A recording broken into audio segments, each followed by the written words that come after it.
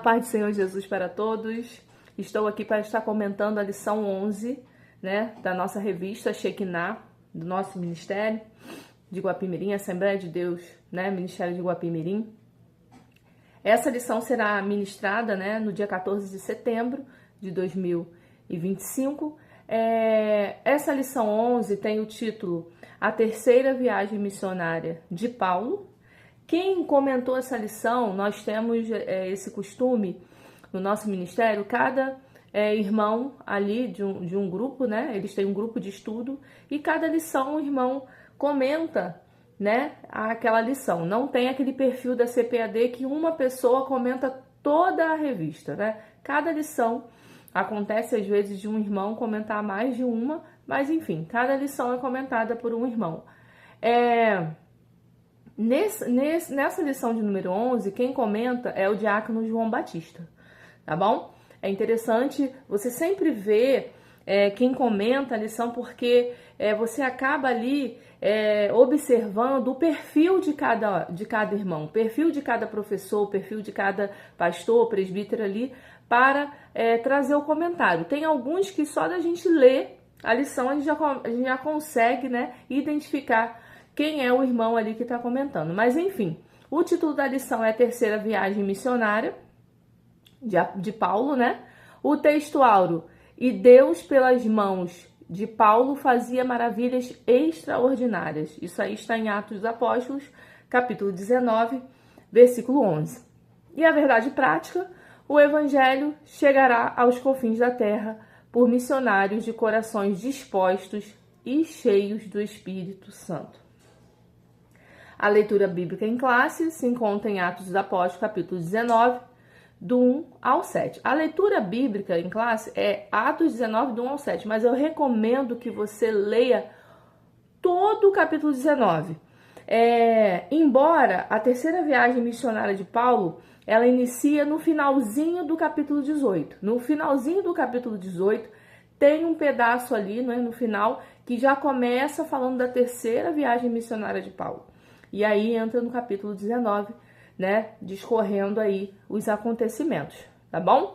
E você vai ler, né, esse capítulo aí para a honra e glória do nome de Jesus. Leia a Bíblia. A introdução, né, o diácono João Batista, ele fez uma introdução. Não vou estar lendo aqui toda a introdução, porque nós temos um tempo muito curto, né, senão o vídeo fica muito longo, mas ele bota alguns detalhes, por exemplo, do período que a carta, do período que a viagem foi feita ali, mais ou menos entre 53 e 57 depois de Cristo, né? Que essa viagem alcançou toda a Ásia Menor e alguns lugares também da Europa. A gente vai ver, né, que Paulo revisita, né, algumas cidades ao qual ele já tinha ido na sua primeira e segunda viagem. Então, entrando aqui no tópico 1, que eu já estou adiantando, né, que eu estou falando já da propagação do evangelho na Ásia Menor, né, ele faz ali em volta do Mediterrâneo.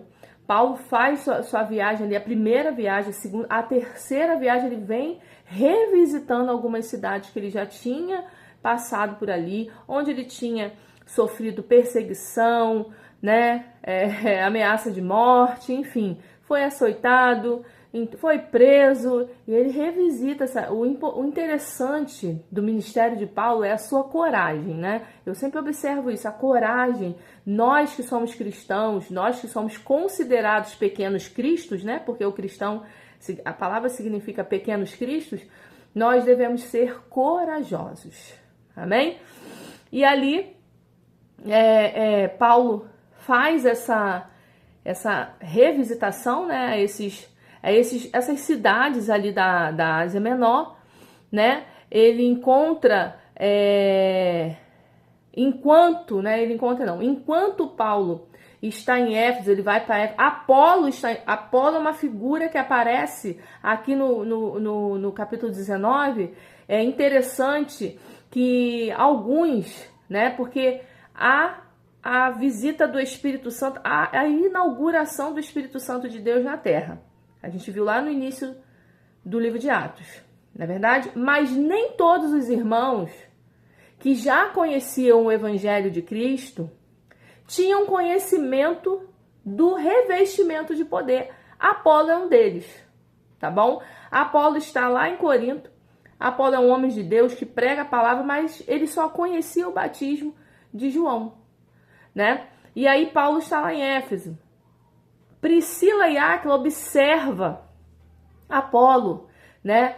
Lá em Éfeso, Paulo encontra com alguns discípulos e explica a eles sobre o batismo do Espírito Santo. Eles falam que não conhecem. E aí Paulo põe a mão sobre eles e eles são revestidos de poder. Começam a falar em outras línguas. O que acontece? Eu respeito, né? Se tem alguns irmãos aqui que estão assistindo esse vídeo de outras denominações que não acreditam ou que, enfim, né, no batismo com o Espírito Santo, eu respeito você, a sua opinião, mas a palavra de Deus está nos mostrando que o revestimento de poder é para todos.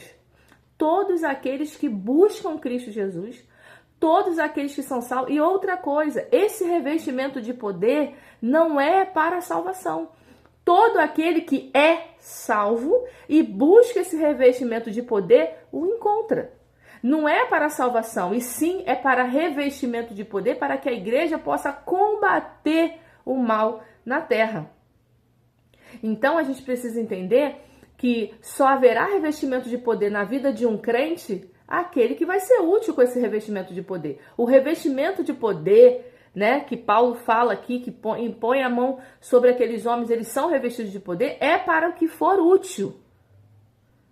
Então não é para você ser melhor do que ninguém, ser mais crente do que alguém. Não, o revestimento de poder é para a ação. É para a igreja que quer agir, é para aquele que quer ali, né? Como Paulo. Paulo é um exemplo que Paulo, onde ia, ele ia para uma sinagoga, ele ia para um local de debate, ele debatia. Hoje nós não vemos mais pessoas debatendo, né, sobre o evangelho. Não fazem mais isso. Então, Paulo, com a sua coragem, né, sempre estava ali debatendo com outras pessoas, outros estudiosos também, vamos dizer assim, sobre a palavra de Deus. Amém? Então, tem esses acontecimentos aí nessa terceira viagem, né? Aí o evangelho é propagado, Paulo fica ali na Ásia, né? Por 3 meses, é o que eu tô falando, ele fica por 3 meses debatendo com aqueles homens, né? Debatendo ali sobre o evangelho e passando por algumas resistências, né? Com alguns judeus, aquilo que eu falo, né? Nas minhas aulas, quem assiste às minhas aulas, eu sempre comento sobre isso, que os judeus sempre estavam no caminho de Paulo para atrapalhar o evangelho. Aqueles judeus que não se convenciam, que não se converteram ao evangelho, estavam sempre ali tentando atrapalhar, mas Paulo nunca desistiu. Quando chega no tópico 2 aqui, vai falar, né, nossa revista, sobre as maravilhas extraordinárias. A gente precisa entender que o mais importante das viagens de Paulo não é nem a parte geográfica, mas sim as ações poderosas do Espírito Santo, né? E ali, dentre dessas maravilhas ali que aconteceram nessa terceira viagem, uma delas me chama muita atenção, que é sobre os lenços e aventais que Paulo possuía, eram levados a pessoas enfermas, elas eram curadas, né? A gente deve ter cuidado com isso, porque havia um poder tão grande sobre a vida de Paulo. Paulo estava entregue a Deus, ao serviço ao reino de uma maneira tão grandiosa, que até os aventais, os lenços que ele possuía estavam ali curando pessoas, mas não é porque ele tinha esse poder. Era o poder de Deus que estava sobre a vida dele. Então a gente tem que ter cuidado com isso, que hoje alguns homens que se denominam apóstolos, né, bispos, enfim, né, não quero entrar aqui em muitos detalhes, ficam aí vendendo lenços, vendendo, né, enfim, coisas aí falando que vai curar, ou seja, que quem cura quem liberta, quem traz de volta a vida só é Jesus Cristo, o Espírito Santo de Deus. Só é Deus que pode fazer isso. O homem não tem esse poder. Mas Paulo, aqueles lenços aventais que estavam sobre a sua vida, sobre seu corpo, né, realizou esses milagres por causa de Deus, porque Deus estava sobre a vida de Paulo. Amém? E aí também a gente vê o acontecimento de pessoas também que tentavam, observando Paulo e outros discípulos, né, tentaram expulsar demônios, mas foram envergonhados, né, como ali que a gente vê ali, tem uma passagem ali que fala, né, que os filhos de Seva, que vão tentar e correm nus, né, ainda são ali, o inimigo ainda ali envergonha eles, né, ou seja, não é de qualquer maneira, né. A igreja, ela tem um papel muito importante na terra, mas não é de qualquer maneira. A igreja precisa estar conforme a palavra de Deus instrui. A igreja que somos eu e você, quando eu falo igreja, é eu e você.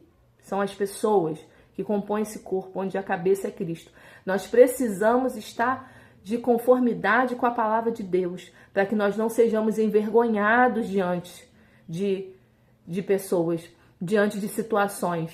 Né? Não é de qualquer maneira que Deus vai operar na sua vida, né? Tanto que a promessa de revestimento de poder é para aquele que é salvo, ou seja, aquele que está ali conforme, vivendo a palavra de Deus. Não é de qualquer maneira, a gente vê isso. A gente também vai ver nessa viagem de Paulo que o evangelho, quando chega, ele não dá lugar à idolatria. A gente vai ver que eles têm ali, né, uma coisa com a deusa Diana, vendia muitos utensílios religiosos, isso vai cair de produção, alguns vão ficar muito irados, né, com Paulo, né, e seus companheiros, porque vai deixar de vender imagens, né, porque as pessoas vão começar a seguir o evangelho, vão entender que não é assim que funciona, né? Que existe só um Deus. Por exemplo, as pessoas serão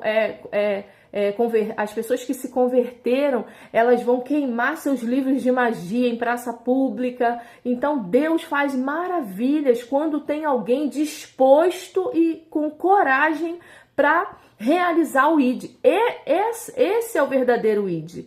É aquele que tem coragem, estratégia, ouvido sensível ao Espírito Santo de Deus, que era o que Paulo tinha, né? O ouvido muito sensível ao que o Espírito Santo de Deus o instruía, coragem para fazer aquilo que Deus o chamou. A gente também vê a ressurreição de a ressurreição de Eutico, né? Eutico é ressuscitar. Eutico é um homem que está ali ouvindo a palavra. Interessante isso. Ele está ouvindo a palavra e ele adormece, ele dorme, ele está sentado na janela. E ele cai do terceiro andar e morre. Paulo vai lá, o abraça e ele volta à vida. Não porque foi Paulo que abraçou, mas é porque ele recebeu um abraço do Espírito Santo de Deus, que é aquele que tem poder de trazer a vida. Talvez alguém precisa somente de um abraço para voltar a viver as maravilhas de Deus. Talvez você possa não ter dinheiro, possa não ter muita instrução para ajudar alguém, possa não ter uma formação. Você pode ver alguém que está passando por uma necessidade, às vezes até psicológica, e você fala, poxa, eu não tenho instrução para isso, eu não tenho formação para isso, mas você tem um abraço de Deus para essa pessoa, né? Paulo abraça ali Eutico, ele volta à vida. O interessante também que me chamou a atenção aqui é sobre esse adormecimento, né? Muitas das vezes, não é o caso aqui de Eutico, mas me veio isso, né? E eu quero compartilhar com vocês. Muitas das vezes a gente está adormecido na nossa caminhada e isso a gente tem que ter muito cuidado.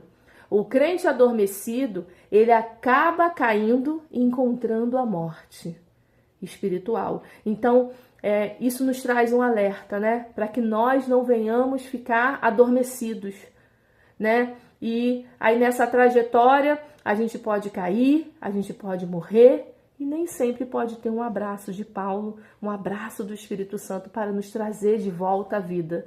Mas você que está ouvindo essa mensagem, se você tiver alguém que você tenha observado que está adormecido, ou que já tenha até caído e já tenha encontrado a morte espiritual, saiba que você tem poder de trazer essa pessoa de volta à vida espiritual com um abraço de Deus. Abrace essa pessoa, não condene, não aponte, não fofoque sobre a vida dela. Pelo contrário, mande uma palavra de consolo, né? Não mande uma palavra de repreensão, mas mande uma palavra de consolo, um abraço, né? Um acalento, traz de volta.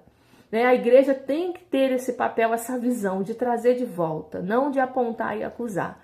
O tópico 3 aqui para eu finalizar, Paulo aí se despede dos irmãos, é uma difícil despedida, né? Ele dá algumas recomendações de como deve se portar no missionário. Não vou entrar em muitos detalhes, porque você vai assistir a aula e seu professor vai dar todos os detalhes, né? Ele dá algumas recomendações daqueles irmãos lá que estão em Éfeso, ele chora, né? Ele segue assim com lágrimas, mas, enfim, porque Paulo ali, ele teve afeição, né, às pessoas. Nós devemos ser assim, né? Ter afeição, ter aproximação às pessoas, devemos desejar estar perto de pessoas. E hoje, como tem gente aí falando abertamente que não quer ficar perto de pessoas, né? Nós precisamos ter, né, essa reciprocidade de amizade, de carinho, né, de amor, que é o que Jesus nos ensinou. Jesus estava sempre perto de pessoas, sempre perto de pessoas. E aí Paulo se despede, vai para Jerusalém. Ele é alertado por um homem de Deus lá em Cesareia que se ele for, né, para Jerusalém, ele vai ser preso, mas ele não teme, né? Ele até tem uma fala aqui, né, nos versos 13 e 14, ele fala: estou pronto não só para ser preso, mas até morrer em Jerusalém pelo nome do Senhor Jesus. Então a gente vê aí Paulo, um grande missionário corajoso, com revestimento de poder, um homem íntegro, um homem que tinha tudo para dar errado, um homem que não seria o escolhido de Deus aos nossos olhos. Mas Deus olhou para Paulo e viu algo extraordinário e usou Paulo com muita eloquência, né? Que nós possamos ser os Paulos da nossa geração, que nós possamos trabalhar em prol do Evangelho como Paulo trabalhou, que nós possamos ter a coragem de Paulo, né? Porque alguns estão falando, existem os rumores, né, de que chegarão tempos, né, que nós não poderemos mais pregar, não podemos mais, enfim, que nós sejamos os Paulos da nossa geração com coragem, mesmo se a gente for preso, mesmo que a gente morra por Cristo Jesus, nós estaremos lá. A igreja não pode recuar. A igreja, onde ela recua, o inferno avança. Então nós precisamos avançar sempre para não dar lugar ao inferno. Então eu agradeço a você que me ouviu até aqui, me assistiu até aqui. Continua curtindo as minhas mensagens, os meus vídeos. Compartilhe para a honra e glória do nome de Jesus, né? Que nós possamos sempre nos alimentar da palavra de Deus. O melhor alimento para a sua vida é ainda e sempre será, né? A palavra de Deus. Fiquem com Deus e até a próxima.